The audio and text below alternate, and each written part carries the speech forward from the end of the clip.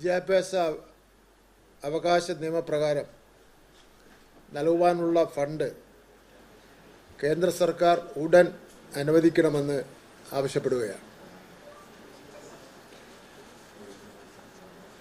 ഇക്കാര്യം ചൂണ്ടിക്കാട്ടി സംസ്ഥാന ഗവൺമെൻറ് കേന്ദ്ര സർക്കാരിന് കത്ത് നൽകിയിട്ടുണ്ട്.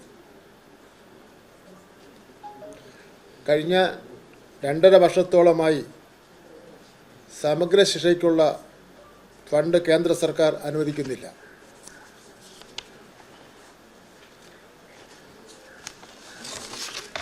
വലിയൊരു ഇടവേളയ്ക്ക് ശേഷം 2025 നവംബർ മാസത്തിലാണ് ഫണ്ട് ലഭ്യമായത്.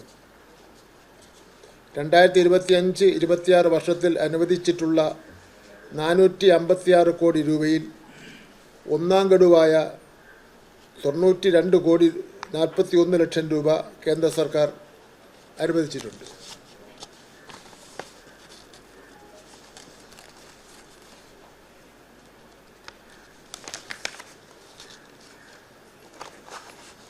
വിദ്യാഭ്യാസ അവകാശ നിയമം അനുസരിച്ചുള്ള ഫണ്ടും ഭിന്നശേഷി വിദ്യാർത്ഥികൾക്കുള്ള ഫണ്ടും അടിയന്തരമായി അനുവദിക്കാൻ കേന്ദ്രത്തിന് പ്രപ്പോസൽ നൽകിയിട്ടുണ്ട്.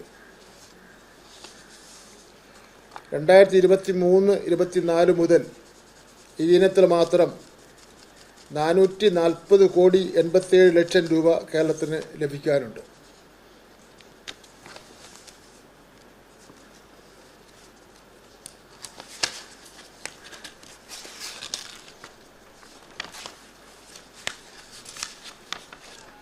രണ്ടായിരത്തി 23-24 വർഷത്തെ മൂന്നാം ഗഡു മുതൽ 2025-26 ഉൾപ്പെടെ ആകെ 1158 കോടി രൂപയാണ് സംസ്ഥാനത്തിന് മൊത്തത്തിൽ കേന്ദ്രത്തിൽ നിന്ന് ലഭിക്കുവാനുള്ളത്. വിദ്യാഭ്യാസ അവകാശ നിയമത്തിൻ്റെ ഭാഗമായി ലഭിക്കുന്ന ഫണ്ട് കുട്ടികളുടെ അടിസ്ഥാന ആവശ്യങ്ങൾക്കായാണ് ഉപയോഗിക്കുന്നത്.